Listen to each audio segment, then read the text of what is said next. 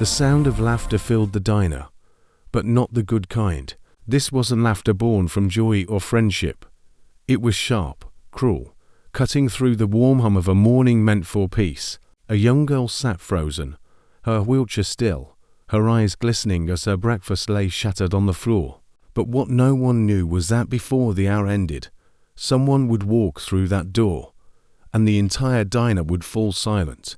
Before we go on, let me ask you something. Where are you watching from today?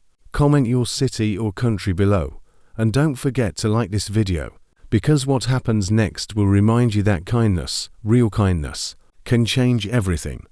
The morning sun spilled across the silver edges of Maplewood Diner, wrapping it in a golden glow. The smell of butter, coffee, and syrup usually brought comfort, a place where people escape their troubles, if only for a while. But that day, comfort felt distant. At a booth by the window sat a girl named Clara Myers, her wheelchair tucked neatly under the table, a plate of pancakes resting in front of her like a fragile dream. She was 17, with chestnut hair pulled into a loose braid and eyes that carried both warmth and weariness, the kind you only see in people who've had to grow up too soon. She was born with a spinal condition that kept her in a chair since childhood, but her spirit, her heart, was anything but weak. She came to the diner every Saturday morning, ordering the same pancakes with extra syrup, always sitting by the window so she could watch the world go by. But that morning, the world wasn't kind.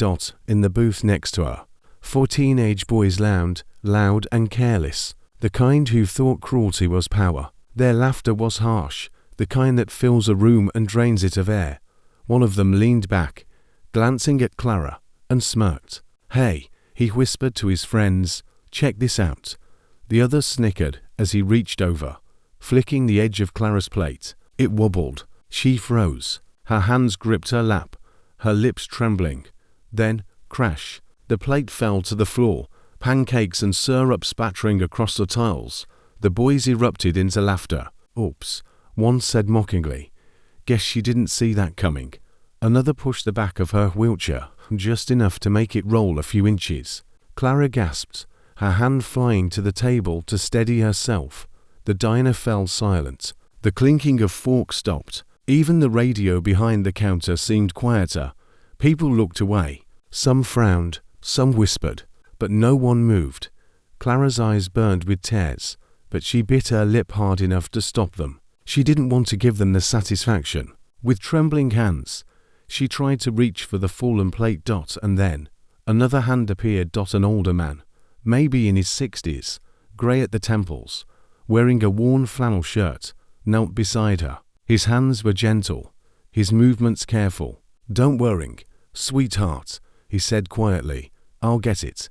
He picked up the plate, wiped the syrup from the table, and set it back in front of her. The smell of maple and shame filled the air. The boys watched, their smirks faltering for a second, but still, no one said a word. The waitress, young and nervous, stood frozen with her coffee pot halfway to the next table. She wanted to say something, but fear, that silent thief of courage, held her back. Clara whispered a soft thank you, but her voice barely rose above a whisper. Her appetite was gone. Her heart felt heavy. The man nodded and sat back down, his hands shaking slightly. He'd done something good, but he knew it wasn't enough. An hour passed. The laughter of the bullies softened into idle talk, and the rest of the diner tried to return to normal, but something still felt wrong. The kind of wrong that lingers in the air long after an injustice. Then, outside, came a sound. At first, it was distant, a low, steady rumble that grew louder by the second. Forks paused, heads turned toward the window. Dozens of motorcycles pulled into the parking lot, engines growling in perfect rhythm. Chrome gleamed under the sunlight, black leather glistened, and their arrival was impossible to ignore. The laughter at the booth died completely. The boys exchanged nervous looks. They knew who this was, everyone did. Across the backs of their jackets were patches that read Iron Saints. They were bikers, but not just any kind. Locals called them the Guardian Devils of Denver. They had a reputation, rough around the edges, but fiercely protective of those who couldn't defend themselves. The diner went silent as the motorcycles shut off, one by one. And then the door opened. A tall man stepped through the doorway. His beard was thick, streaked with grey, his arms tattooed with old scars and stories. The name stitched on his vest read Raw. He stood still for a moment, scanning the diner. His eyes were calm, but sharp, like someone who'd seen enough of the world to recognize cruelty when he saw it. Then his gaze landed on Clara. He looked at her wheelchair, her trembling hands, the syrup-stained floor. His jaw tightened slightly, not in anger, but in recognition. "Hey," he said softly, walking over to her. "Mind if I sit for a bit?" Clara blinked, startled. "Aye, sure." He pulled out the chair across from her, lowering himself slowly. Around them, the diner watched in breathless silence. "Name's Raw," he said. "That your breakfast?" Clara nodded. "It was." He said, glancing at the mess. "Doesn't look like it anymore." A faint smile tugged at the corner of her lips. Then Raw turned his head toward the booth of Bullies. His eyes hardened. His tone dropped lower, not loud, but full of quiet thunder. "You boys think that was funny?" No one answered. One of them tried to speak, stuttered, stopped. "Stand up," Raw said. They did, slowly, nervously.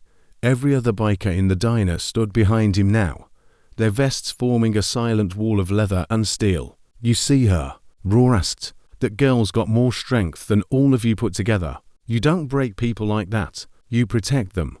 The leader of the Bullies lowered his head, his face pale. We didn't mean." "You did," Raw interrupted. "And now you'll mean something else." He nodded toward the floor. "Pick it up." Every crumb. They obeyed. No argument, no laughter. The diner watched as the same hands that mocked Clara now cleaned her mess in silence. Raw didn't raise his voice once. He didn't need to.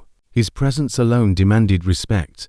When they finished, Raw looked back at Clara and smiled faintly. "You still hungry?" She hesitated, then nodded. He called the waitress over, placed $100 bill on the table and said, "She's eating free today, and every Saturday she comes in. Her meal's on us." The waitress blinked, her eyes wet. "Sir, that's right," he said gently. "It's the right thing."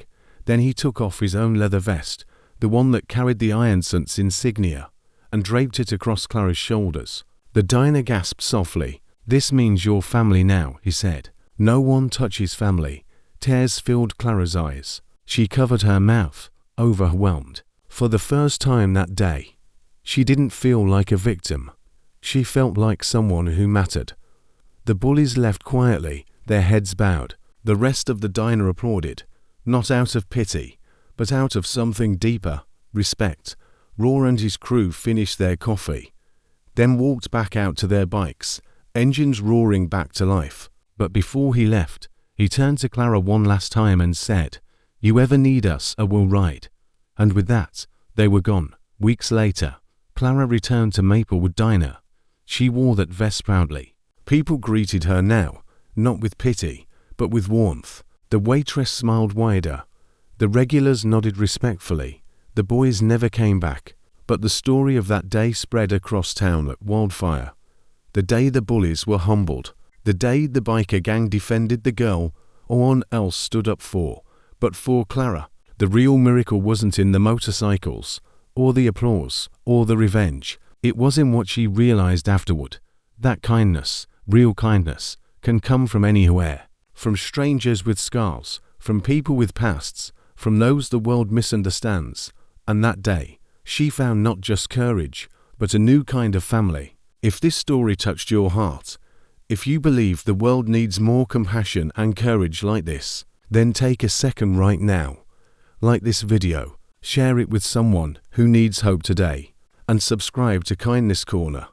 And tell me in the comments below, what would you have done if you were there in that diner that morning? Would you have stood up for Clara? Your words might inspire someone else to find their courage too, because when cruelty shouts, kindness must speak louder.